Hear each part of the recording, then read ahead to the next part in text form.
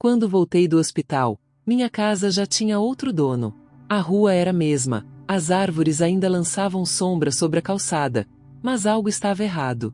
As cortinas, o número na parede, até o cheiro do portão tinham mudado. Era como se eu tivesse acordado em uma cópia distorcida da minha própria vida. Durante meses, meu corpo lutava para se curar. E eu acreditava que meu filho cuidava de tudo. Ele dizia que estava resolvendo as contas, que eu não precisava me preocupar, que o importante era minha saúde. Eu acreditava. Eu sempre acreditei. O amor de mãe é uma casa sem trancas. A gente abre a porta mesmo quando há ruído do outro lado. Mas o ruído cresceu. Primeiro, foi o silêncio dele. As visitas espaçadas, as mensagens frias, o olhar fugidio quando vinha me ver. Depois, vieram as pequenas mentiras, sutis, como rachaduras invisíveis em uma parede. Eu senti o perigo, mas neguei. Negar é o instinto de quem ama. Até que o amor, um dia, me deixou sem chão. Na alta do hospital, o motorista do táxi perguntou se eu tinha certeza do endereço. Eu ri, sem entender. E quando desci, percebi. O portão que abri por 20 anos agora se fechava para mim. A campainha tocou, mas quem atendeu foi um homem que nunca vi. Senhora, acho que houve engano, ele disse, e aquela frase caiu como pedra em um poço fundo dentro do peito. As lembranças começaram a desfilar diante dos meus olhos. O primeiro Natal naquela sala, os retratos que tirei na varanda, o cheiro do bolo de fubá que meu neto dizia ser o melhor do mundo. Tudo ainda existia, só que sem mim. Eu tentei entender. Será que o meu filho achou que eu não voltaria? Que o hospital seria meu último endereço? Ou será que ele apenas viu oportunidade no meu silêncio? Há traições que não nascem da raiva, mas da frieza calculada de quem confunde amor com fraqueza. Dizem que a confiança é como porcelana, bonita, delicada, mas, uma vez trincada, nunca volta a ser inteira. E naquele instante, diante da minha própria casa, eu senti o estalo. O som seco de algo se quebrando para sempre. Mas o que ele não sabia, o que ninguém sabia, é que havia um detalhe. Um pequeno fio de verdade esquecido em meio às mentiras. Algo que ele deixou escapar, e que acabaria mudando tudo. Eu fiquei parada ali, diante do portão, com a mão tremendo sobre o interfone. E pensei, como se recompõe um lar quando o inimigo tem o seu sangue? Como se perdoa quem transforma sua dor em lucro? O vento da tarde balançava as folhas da mangueira do quintal, e cada folha parecia me chamar de volta. A vida inteira, lutei para erguer aquelas paredes. E agora, diante delas, percebi que a perda era maior do que tijolos e telhado. Era o rompimento de algo sagrado. Mas o destino tem um senso de humor silencioso. Às vezes, é na hora da ruína que ele entrega as chaves da virada. E, sem saber, meu filho havia deixado uma porta aberta. Uma que nem ele seria capaz de fechar. O homem na porta me olhou com uma mistura de pena e constrangimento. Essa casa foi vendida há 2 meses, ele disse, como quem pede desculpas por uma tragédia que não causou. Eu senti o chão ceder sob meus pés. 2 meses. Exatamente o tempo em que estive hospitalizada, deitada entre máquinas, acreditando que minha vida esperava por mim do lado de fora. 2 palavras ecoaram dentro da minha cabeça. Ele vendeu. Meu filho, o mesmo que eu embalei nos braços, o mesmo que chorei quando casou, o mesmo que jurei amar mesmo nos erros, havia vendido minha casa. A minha única segurança. E o que doía mais não era a perda das paredes, mas da confiança. Porque quando a traição vem de quem te deve lealdade, o golpe atravessa a alma como vidro. Lembro do vento batendo nas cortinas do hospital, das promessas que ele me fazia pelo telefone. Vai ficar tudo bem, mãe. A voz dele soava doce, treinada. E eu, boba, acreditava. Eu via o futuro pelas palavras dele, como quem olha uma fotografia antiga e quer reviver o que já passou. Agora, olhando para aquela casa, percebi que cada uma daquelas promessas era apenas o som de uma porta se fechando. Fiquei parada na calçada, observando a fachada que um dia pintei com minhas próprias mãos. A mesma cor bege, o mesmo portão de ferro, o mesmo jardim. Mas tudo parecia morto, como uma lembrança embalsamada. O novo morador tentava ser gentil, me ofereceu um copo d'água, mas o gosto do ferro do portão ainda estava na minha boca. Eu agradeci e recusei. Não havia sede que aquela água pudesse saciar. Caminhei sem rumo pela rua, e cada vizinho que me via desviava o olhar. Alguns fingiam não saber, outros se encolhiam de vergonha alheia. Eu sabia o que pensavam: coitada. Essa palavra pesa mais do que qualquer pedra. Mas por trás dos cochichos havia algo que ninguém via. Um fio de fogo se acendendo dentro de mim. Um fogo silencioso, lento, mas implacável. Naquela noite, dormi na casa de uma amiga de infância. O colchão era fino, o quarto pequeno, mas o silêncio me embalou. Entre um pensamento e outro, comecei a lembrar de tudo que era meu. Documentos, fotos, recibos, as chaves antigas da casa que eu ainda guardava na bolsa. Cada detalhe parecia me chamar de volta, como se algo ali dentro ainda me pertencesse. No dia seguinte, fui até o cartório. As paredes brancas e o cheiro de papel antigo me fizeram lembrar dos dias em que assinei a escritura original. Eu ainda via o rosto do meu marido ao meu lado, orgulhoso, dizendo: "Essa casa é o nosso legado."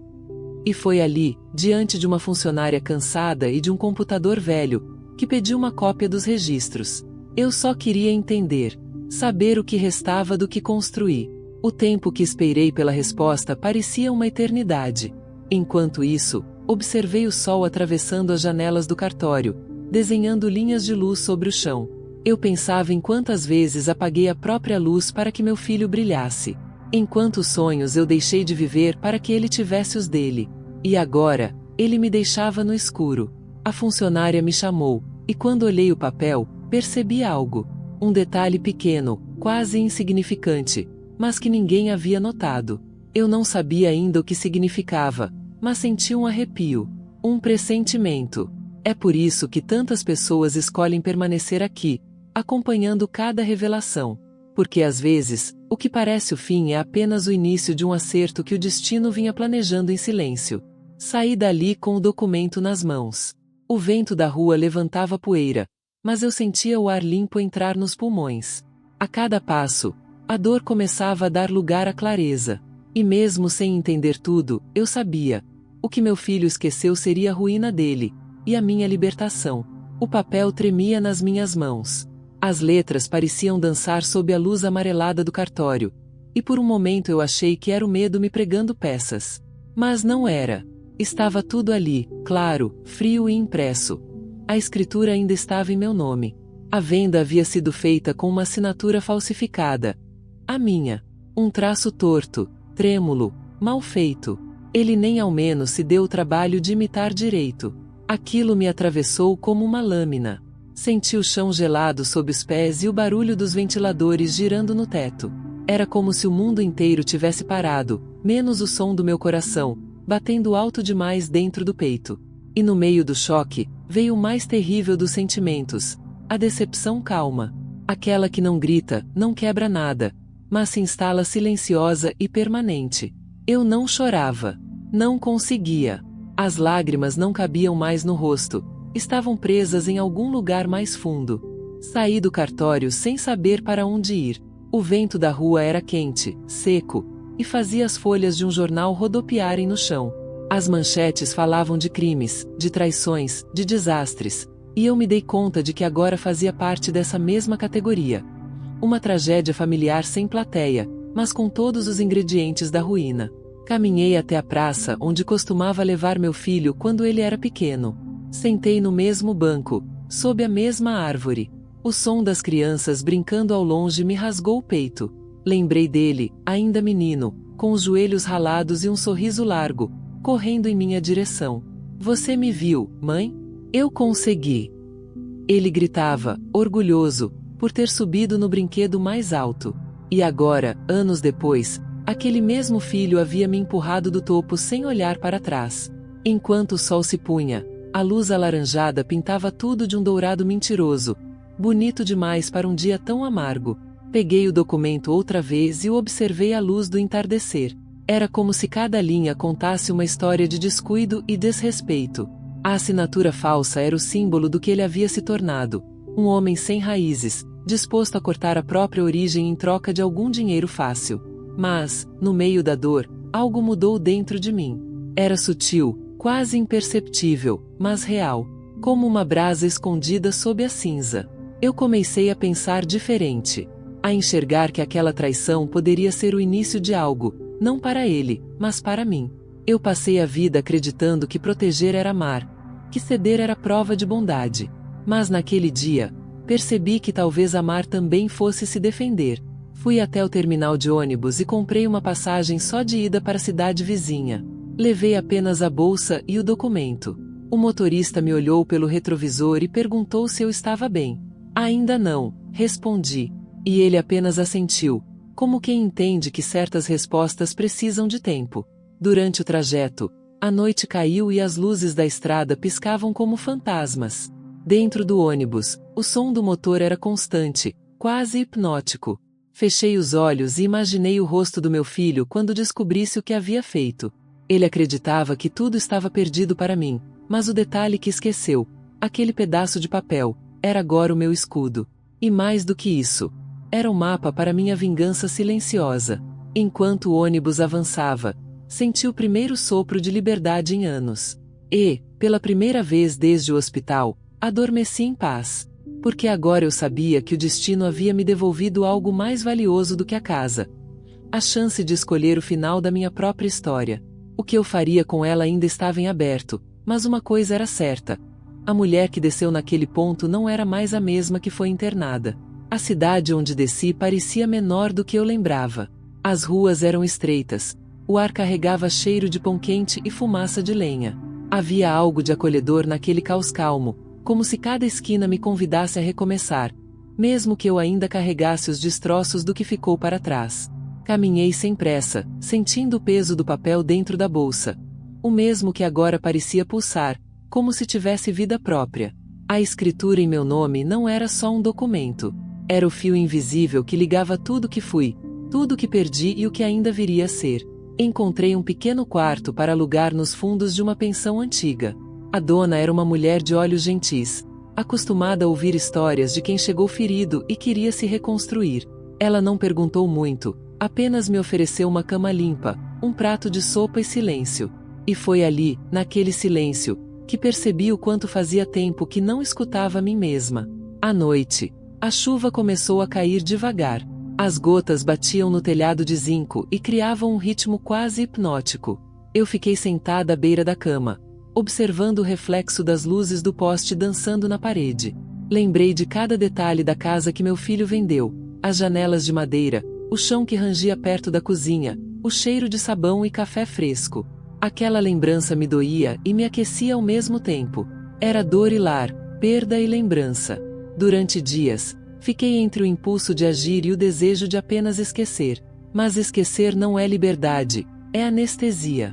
E eu não queria me entorpecer. Queria entender. Queria saber o que fez meu filho chegar tão longe. O que nele se quebrou para que ele quebrasse a mim.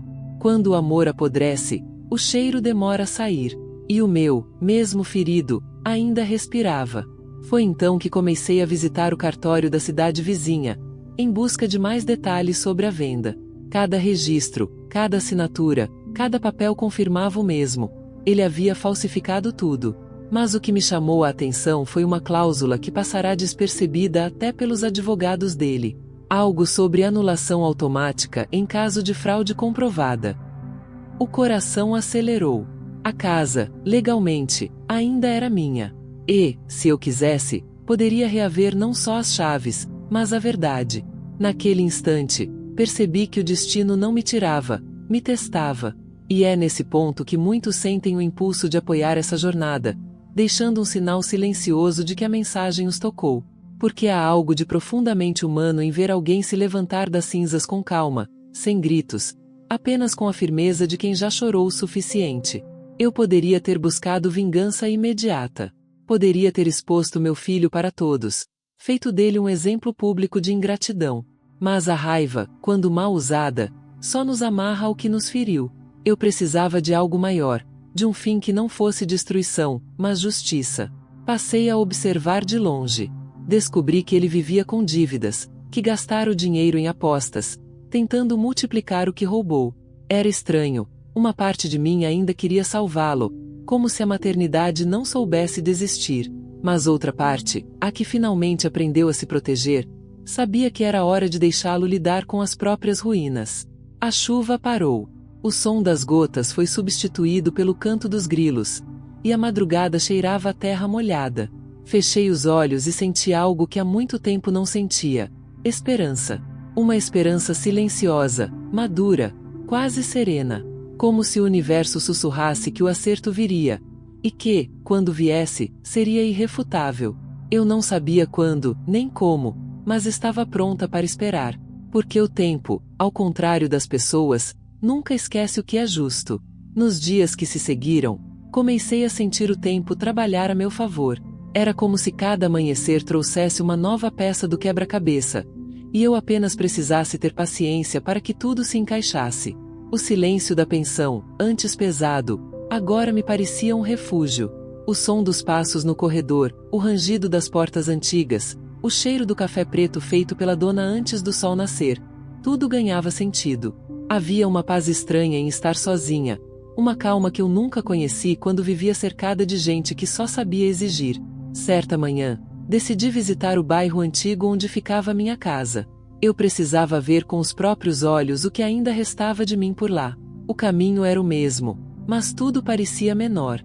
As árvores que um dia cobriam a calçada agora estavam podadas, a fachada das casas pintadas em tons diferentes, e as vozes dos vizinhos soavam distantes, como ecos de uma vida que já não me pertencia. Quando parei em frente ao portão, o mesmo frio percorreu minha espinha. Mas, dessa vez, não havia tristeza. Havia observação. Eu olhava para aquele lugar como quem lê um livro antigo, com respeito, mas sem apego. O novo dono apareceu na varanda. Me reconheceu. Disse que tinha ouvido falar da confusão com a venda e que sentia muito por tudo. Seu tom era sincero. Ele contou que estava enfrentando problemas com o documento, que o banco havia bloqueado parte da compra por suspeita de fraude. A tal cláusula que descobri no cartório agora mostrava seus efeitos. O destino, silencioso, começava a agir, e pela primeira vez, percebi o poder do tempo. Ele não se apressa, mas é implacável. A conversa com aquele homem me trouxe algo que eu não esperava: compaixão. Ele também era uma vítima do mesmo engano. Não era contra ele que eu lutava, mas contra o que meu filho havia se tornado. Enquanto eu ouvia falar sobre o dinheiro perdido, sobre os advogados e as idas e vindas ao fórum, percebi que todos pagavam um preço por uma mentira. Uns com o bolso, outros com a consciência. E meu filho, com a própria alma. Voltei para a pensão ao entardecer.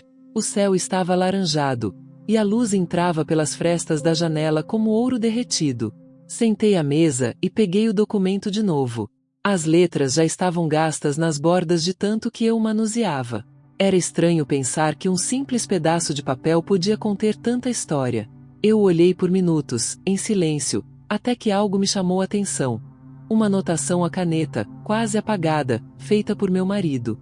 Uma data, um número, e um nome: o advogado dele. Meu coração disparou. O mesmo homem que cuidou da compra da casa, décadas atrás, ainda morava na cidade. Era como se o passado me estendesse a mão de novo, convidando para mais uma verdade. Guardei o papel na bolsa e decidi procurá-lo no dia seguinte. A noite chegou fria. O som da chuva voltava, ritmado, como nas primeiras noites em que me refugiei ali. Mas agora o som era outro. Ele não trazia mais lembranças de perda, e sim de preparação. Era o som de algo sendo purificado, de uma história que se lavava antes de recomeçar. Enquanto observava as gotas escorrendo pela janela, senti um misto de medo e esperança. Medo do que ainda podia descobrir, esperança de finalmente encerrar um ciclo que me roubou tanto. A cada trovão distante, parecia que o universo sussurrava o que eu já sabia. A justiça não se anuncia com barulho, ela se aproxima em silêncio. E quando chega, vem com o peso exato do que foi tirado. Adormeci com essa certeza, abraçada ao documento como quem segura uma promessa antiga. E, ainda que não soubesse o que o dia seguinte traria, havia algo em mim que crescia. Uma coragem serena, quase invisível, mas real. A sensação de que o que estava prestes a acontecer mudaria tudo, de um jeito que nem mesmo eu poderia imaginar. O amanhecer trouxe um frio manso, desses que acordam a pele e deixam a alma mais nítida. Levantei antes do barulho na cozinha da pensão, sentei na beirada da cama e fiquei um tempo com os pés no chão frio, respirando devagar.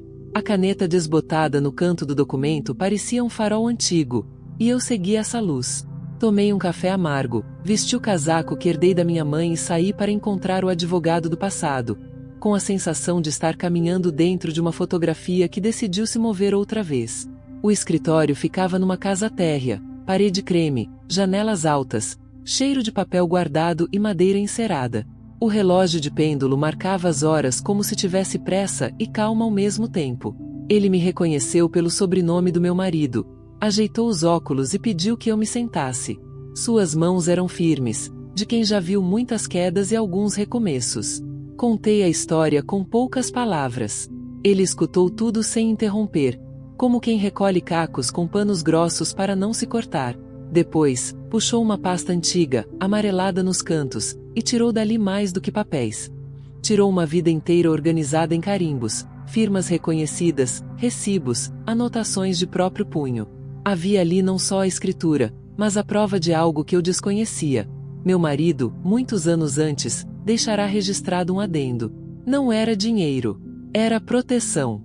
Uma cláusula que blindava a casa de qualquer venda sem a minha presença física e uma senha nossa. Uma palavra simples, anotada num cartório como selo de verificação. Ninguém a conhecia, exceto nós dois e o próprio advogado. Eu ali senti o coração bater do jeito antigo, quando a esperança ainda cabia inteira dentro do peito. Meu filho esquecera o detalhe mais humano de todos. Os pais que se amam costumam se proteger do futuro. Saí do escritório com o papel dobrado dentro da bolsa, como quem leva um talismã. A rua parecia outra.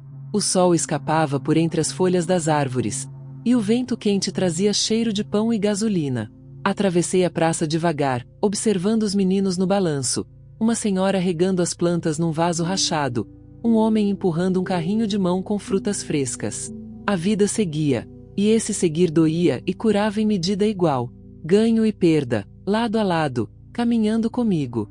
No caminho de volta, comprei um caderno novo. Decidi escrever nomes, datas, gestos. Não por vingança pequena, mas para não perder a memória do que me trouxe até aqui. Em casa, passei a tarde copiando as informações do processo, o número dos registros, o contato do novo comprador, as idas ao banco. Anotei também o que não cabia em protocolo. O cheiro do quarto da pensão depois da chuva, a textura do pano de prato que usei para enxugar a xícara, o barulho do portão da vizinha às 6 da tarde. Tudo isso era minha fortaleza invisível, um mapa emocional que me lembrava que, mesmo em ruína, ainda havia chão. A noite caiu pesada e azul. Acendi o abajur, e a luz amarela desenhou sombras calmas na parede. Pensei no meu filho como em duas pessoas distintas. O menino dos joelhos ralados que me chamava no parquinho e o homem de olhos duros que falsificou meu nome. Uma parte de mim ainda procurava o primeiro dentro do segundo, como quem procura fogo sob cinza fria. Outra parte já sabia que é preciso aceitar a falta para começar a respirar de novo. A maternidade é um reino com fronteiras móveis. Às vezes o amor grita e abraça. Às vezes, o amor fecha o portão para proteger a casa de dentro. Deitei sem sono. Fiquei ouvindo os ruídos da pensão, um rádio baixo, passos no corredor, o estalar do telhado esfriando, e pensei nos andares secretos da palavra justiça. Há uma justiça que chega de toga, carimbo, publicação no diário. E a outra que chega silenciosa, quando a gente passa a se tratar com o respeito que nos negaram. Uma não substitui a outra. Caminham juntas. Luz e sombra outra vez, repartindo o mesmo rosto. Na madrugada, o telefone vibrou. Era uma mensagem do número desconhecido do comprador. Precisamos conversar. Encontrei algo no contrato que talvez a senhora deva ver. Senti a corrente de ar atravessar o quarto, fina, certeira.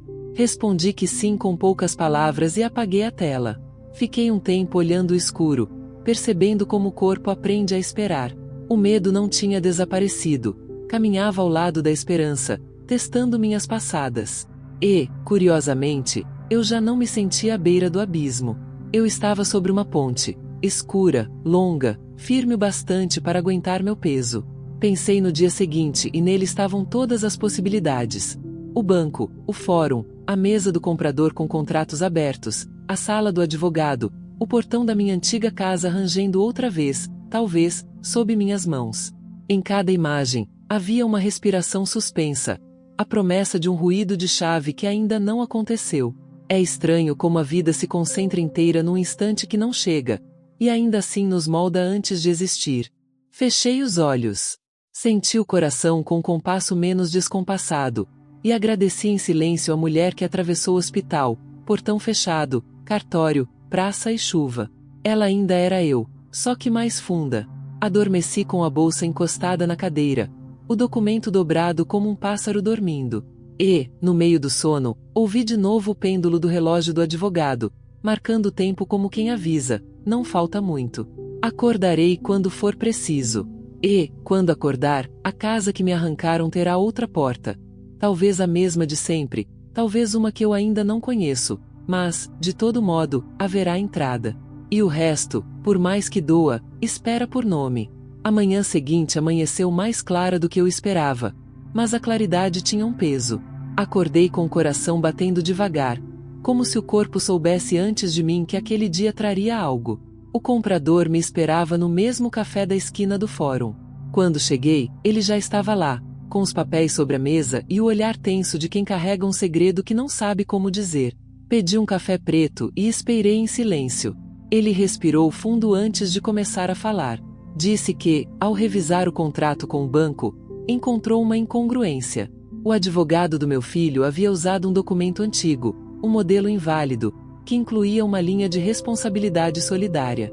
Em outras palavras, toda dívida gerada pela venda, juros, impostos, taxas, agora recaía também sobre quem assinou como representante legal da proprietária. E esse nome, claro, era o do meu filho. O rosto dele estampado ali, preso ao próprio erro. Senti o corpo inteiro estremecer.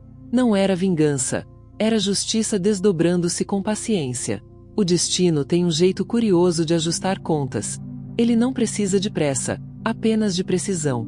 Enquanto ele me explicava os detalhes, eu via as pessoas andando do lado de fora, os carros passando, o sol refletindo nas vitrines. O mundo seguia em frente, e ali, entre um gole de café e uma assinatura perdida no tempo, o enredo da minha vida começava a mudar de tom. O comprador queria propor um acordo, uma forma de resolver tudo sem brigas. Disse que não confiava mais nos advogados do meu filho e que estava disposto a me ajudar a reaver o que era meu. Eu ouvi com calma. Não havia pressa. Eu aprendi que a pressa é a irmã mais nova da perda. Ele me entregou um envelope pardo e pediu que eu lesse em casa. Dentro, estavam cópias de e-mails, recibos e uma gravação. Provas. O fio que faltava para costurar o destino. Voltei andando para a pensão, o envelope colado ao peito. Cada passo parecia um ensaio de algo maior. As pessoas passavam apressadas, mas eu estava em outra frequência. O vento trazia cheiro de pão quente, de gasolina, de vida normal. E era justamente essa normalidade que doía. Como é que o mundo pode continuar girando enquanto a gente tenta juntar os pedaços do que sobrou? Em casa, sentei na beira da cama e abri o envelope. A gravação era de uma reunião entre meu filho e o advogado. Ouvi as vozes baixas, quase sussurradas, falando sobre resolver logo antes que ela volte, sobre ninguém vai notar, sobre é só papel. Cada frase era um golpe, mas não doía mais da mesma forma. Agora, era só confirmação. A verdade tem esse poder. Quando chega, não machuca, liberta. Parei a gravação antes do fim. Não precisei ouvir tudo. Havia um ponto em que o coração entende mais do que os ouvidos. Fechei os olhos e imaginei meu filho ali, falando de mim como se eu fosse um obstáculo e não a mulher que o colocou no mundo. Por um instante, senti pena. Depois, apenas distância. É estranho perceber que o amor também sabe se recolher quando não é mais reconhecido. Naquela noite, não consegui dormir. O som da cidade lá fora me lembrava que o tempo não para ninguém, e talvez isso fosse bom. Escrevi tudo o que lembrava no caderno novo, datas, nomes, emoções, até o cheiro do café no momento da conversa. Eu queria que nada se perdesse, porque toda dor esquecida volta disfarçada. Olhei para o teto e pensei em quantas mulheres já viveram o mesmo, confiando, sendo traídas, reconstruindo. E me perguntei quantas delas tiveram a chance de ver o destino trabalhar a seu favor. Talvez poucas. Talvez nenhuma. Por isso, Se essa história te faz lembrar de algo que o mundo tentou arrancar de você, diga. Deixe marcado. Às vezes, compartilhar é a forma mais silenciosa de se libertar. Quando o relógio marcou meia-noite, fechei o caderno e apaguei a luz. Fiquei apenas com a lembrança do som da gravação ainda ecoando. Não havia raiva, nem pressa, só uma tensão serena no ar. A certeza de que a vida ainda tinha algo a me devolver, e que essa devolução estava mais próxima do que jamais estive de entender. Na manhã seguinte, o mundo parecia o mesmo, mas eu não era mais a mesma mulher. Havia algo diferente no ar, uma tensão leve, quase imperceptível, como quando o vento anuncia uma tempestade que ainda não chegou. Eu sabia o que tinha nas mãos. As provas, os documentos, a gravação, tudo. Mas junto com elas vinha o peso do que eu teria que fazer com aquilo. A verdade é uma faca de dois gumes, liberta, mas corta. E eu precisava decidir até onde estava disposta a sangrar. O envelope repousava sobre a mesa, ainda aberto. O sol entrava pela janela e iluminava o papel com uma claridade quase cruel. Li e reli as mesmas palavras até que começaram a perder o sentido. Meu filho tinha mentido. E não apenas mentido, ele tinha planejado. Aquilo não fora um erro impulsivo, mas uma escolha fria, calculada. E isso doía mais do que qualquer perda material. Porque a traição, quando é premeditada, transforma o amor em ruína. Saí para caminhar. A rua estava viva, cheia de sons e cheiros familiares. O barulho distante dos carros, o pregão dos feirantes, o riso de uma criança que escapava entre as barracas.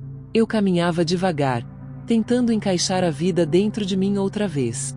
Cada passo era uma tentativa de voltar a respirar, de entender como se continua depois de descobrir que a pior ferida veio de dentro de casa. No meio da praça, sentei no mesmo banco onde costumava esperar meu marido há muitos anos. O mesmo banco de madeira, agora gasto pelo tempo. A lembrança dele me veio como um sopro, sua voz calma, seu jeito de colocar as mãos sobre as minhas e dizer que tudo tem um tempo certo para se revelar. Ele acreditava na justiça das coisas simples. A chuva que sempre volta, a flor que renasce, o sol que insiste em nascer mesmo depois da noite mais escura. E eu, naquele instante, me agarrei a isso. Peguei o telefone e liguei para o advogado que me ajudara no passado. A voz dele, rouca e paciente, me trouxe de volta à realidade. Contei tudo. Ele ouviu em silêncio, fazendo perguntas curtas, diretas. Quando terminei, ele disse apenas: "A verdade está a seu favor, mas você precisa decidir se quer vencer ou se quer curar." Fiquei muda, porque ele estava certo.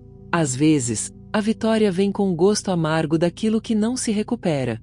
Voltei para casa com a cabeça cheia de vozes. A da justiça, a do amor, a da mágoa, todas se misturando. No quarto, o som do relógio marcava o tempo, e o cheiro de chuva começava a entrar pela janela. Sentei diante do espelho e encarei meu próprio reflexo. As rugas ao redor dos olhos, os cabelos grisalhos, a pele cansada. Tudo me contava uma história que o mundo fingia não ver. E eu pensei em quantas vezes me disseram para ser compreensiva, para ser boa, para perdoar. Mas ninguém me perguntou o que acontece quando a bondade se torna uma prisão. Passei os dedos sobre a moldura do espelho e percebi que não tremiam mais. Havia força no silêncio. Uma força que eu nunca soube nomear antes. Comecei a escrever uma carta, não para o juiz, nem para os advogados, mas para meu filho. Linha após linha, contei o que ele havia feito, o que isso destruiu, e o que ainda restava de mim. As palavras saíam lentas, firmes, carregadas de tudo o que nunca foi dito. Quando terminei, dobrei o papel e guardei no envelope. Não sabia se entregaria. Talvez não fosse para ele. Talvez fosse só para mim. O céu escureceu de repente. As primeiras gotas caíram na varanda, e o som da chuva pareceu sussurrar meu nome. Fechei as cortinas, sentei na poltrona e fiquei ali, ouvindo o ritmo da água batendo no telhado. Havia algo de purificador naquele som, como se o mundo lavasse a minha dor. Pensei em tudo o que estava por vir. O tribunal, os olhares, as verdades expostas, os silêncios que gritariam mais do que qualquer palavra. A noite chegou devagar, sem pressa, como se soubesse que eu ainda precisava de tempo. E eu entendi que o destino estava me preparando, não para destruir o que restava, mas para reconstruir o que fui. Ainda não era o momento de agir. Era o momento de observar, de deixar o tempo cumprir o papel que sempre cumpriu, revelar, com calma e precisão, o que cada um realmente merece. A chuva continuou, firme, constante, e, no seu compasso, havia uma promessa muda. Algo me dizia que a próxima manhã traria não só respostas, mas também o preço delas. E, pela primeira vez, eu não temi o custo. A madrugada mal tinha terminado quando o som da chuva foi substituído por um silêncio espesso, o tipo de silêncio que antecede algo inevitável. Eu me levantei antes mesmo do sol tocar as cortinas, vesti o mesmo casaco surrado e guardei o envelope dentro da bolsa. Não sabia se o dia traria consolo ou mais dor, mas sabia que precisava olhar nos olhos do que restava da verdade. O ar estava frio, e o chão molhado refletia os primeiros tons dourados da manhã. Cada passo era um corte preciso, como se o tempo me testasse para ver se eu ainda tinha coragem de seguir. Quando cheguei ao fórum, as paredes pareciam mais altas do que nunca. Os corredores tinham cheiro de papel antigo e desinfetante, e as vozes ecoavam como orações sem fé. O advogado me esperava na entrada, com o semblante de quem já sabe que o destino está prestes a virar a página. Caminhamos juntos até a sala de audiência. Lá dentro, o ar era denso, e o relógio marcava as horas com a lentidão de um coração cansado. Meu filho chegou alguns minutos depois. Estava abatido, mas ainda tentava manter o ar altivo de quem acredita controlar a narrativa. Nossos olhares se cruzaram por um instante, e, pela primeira vez, eu não vi o menino que eu criei. Vi apenas um homem perdido no próprio reflexo, tentando esconder o medo por trás da arrogância. Foi ali que compreendi. O castigo dele já havia começado, e eu não precisava dizer uma palavra para que ele soubesse. Enquanto o juiz falava, eu observava as mãos do meu filho tremendo sobre a mesa. Os papéis diante dele eram os mesmos que o condenavam, e a voz do advogado soava distante, como uma maré que se retira sem força. O comprador confirmou tudo. Mostrou a gravação, as mensagens, os comprovantes. Cada frase era uma lâmina que cortava o tecido fino das mentiras. E, a cada palavra, a máscara dele caía um pouco mais. Houve um momento de silêncio. O tipo de silêncio que não precisa de som para ser ouvido. O juiz olhou para mim, depois para ele, e anunciou a sentença. A venda era nula, e a propriedade seria restituída ao nome original, o meu. O eco das palavras reverberou dentro de mim como um trovão contido. Não era vitória, era equilíbrio. A balança voltando lentamente ao centro. Saí do fórum com o documento nas mãos, o mesmo que um dia fora usado para me arrancar tudo. Lá fora, o sol já rasgava as nuvens, e a cidade parecia respirar comigo. Caminhei sem pressa. O vento batia no rosto, e por um segundo pensei em chorar, mas as lágrimas não vieram. Havia uma serenidade nova, como se algo dentro de mim tivesse finalmente voltado ao lugar certo. Passei em frente à casa que um dia foi minha. O portão estava entreaberto. Entrei devagar. O jardim estava diferente, mas as roseiras ainda resistiam no canto do muro, firmes, teimosas, florescendo entre rachaduras. Toquei as pétalas úmidas e senti o perfume do passado se misturar com o presente. A dor não tinha sumido, apenas se transformará em lembrança. Foi então que percebi que minha vingança nunca foi sobre a casa, o dinheiro ou a justiça dos homens. Era sobre recuperar algo muito mais profundo, o direito de existir sem pedir licença, o direito de olhar para trás sem abaixar a cabeça. Voltei a caminhar, e com cada passo o chão parecia mais firme. O mundo, por fim, se equilibrava de novo, entre a luz e a sombra, o ganho e a perda, o amor e a ausência. Não havia final feliz, mas havia algo melhor, a verdade. E ela, sozinha, bastava. Talvez seja por isso que tantas pessoas, ao ouvir histórias como a minha, sintam o impulso de deixar sua marca. Uma palavra, um comentário, um fragmento de empatia. Porque, no fundo, todos nós carregamos alguma casa vendida, algum pedaço de vida tomado sem aviso, e a esperança de que um dia o destino se lembre da gente. A justiça não é barulhenta. Ela chega assim, silenciosa, firme, no tempo certo. E quando vem, não devolve apenas o que foi roubado. Devolve quem você era antes de ser ferida. E é nesse momento que a vida, pela primeira vez em muito tempo, respira em paz. A noite chegou devagar, como se o tempo finalmente tivesse aprendido a respeitar o meu silêncio. A casa estava vazia, mas pela primeira vez em muito tempo, esse vazio não me assustava. Caminhei pelos cômodos com passos lentos, escutando o som dos meus próprios pés tocando o chão que um dia parecia perdido. Toquei as paredes, ainda frias da reforma, e senti a textura áspera sob a palma da mão. Cada rachadura contava um pedaço da história que tentaram apagar, mas que agora era minha de novo. Abri as janelas. O vento entrou, trazendo cheiro de terra molhada e lembrança. O mundo lá fora continuava igual, os vizinhos conversando na calçada, o cachorro latindo ao longe, o barulho dos grilos. Mas dentro de mim, tudo tinha mudado. Eu já não era a mulher que saiu daqui chorando. Eu era a mulher que voltou. E voltar não significava apenas recuperar o que foi tomado, mas compreender que, às vezes, a vida precisa quebrar a gente inteira para que a gente volte a se montar com as próprias mãos. Fui até o quarto e encontrei, no fundo da gaveta, uma fotografia antiga. Eu, meu marido e meu filho, ainda pequeno, com as mãos sujas de bolo de aniversário. A imagem tremia entre os meus dedos. Doeu olhar, mas não com a mesma dor de antes. Agora era uma dor limpa, madura, a dor de quem aceita o que foi e o que não será mais. Coloquei a foto sobre a mesa e acendi uma vela ao lado. O fogo tremulava devagar, e a luz dançava sobre o rosto sorridente do menino que um dia me chamou de mãe.